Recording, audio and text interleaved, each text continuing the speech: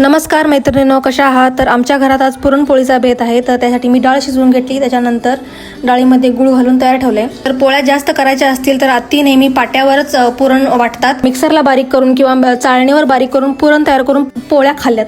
पण ज्या पाट्यावर बारीक केलेल्या पुरणाची चव जी येते पोळीला ती त्याची तोड कशालाच नाही.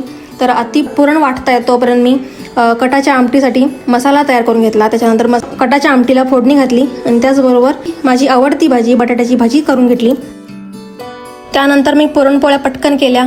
पटकन आणि पुरणपोळ्या तासभर तर लागतोच. तर तासभर पुरणपोळ्या करून मग आम्ही आरती करायला घेतली. सध्या माधव पण आरती एन्जॉय करायला लागलाय. आरती म्हणायची म्हटली की हातात टाळ घेऊन उभा राहतो गौरीच्या बाजूला आणि आरती पूर्ण होईपर्यंत टाळ वाजवतो न थकता न कंटाळता.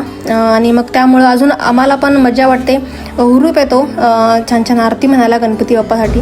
आणि आजोबा आणि नातवाची टाळ वाजवतानाची जोडी बघायला पण मजा येते, छान वाटतं. तर आम्ही आरती करून देवबाप्पाला नैवेद्य दाखवला. गणपती बाप्पासोबतच आम्ही पण पुरणपोळीचा आस्वाद घेतला.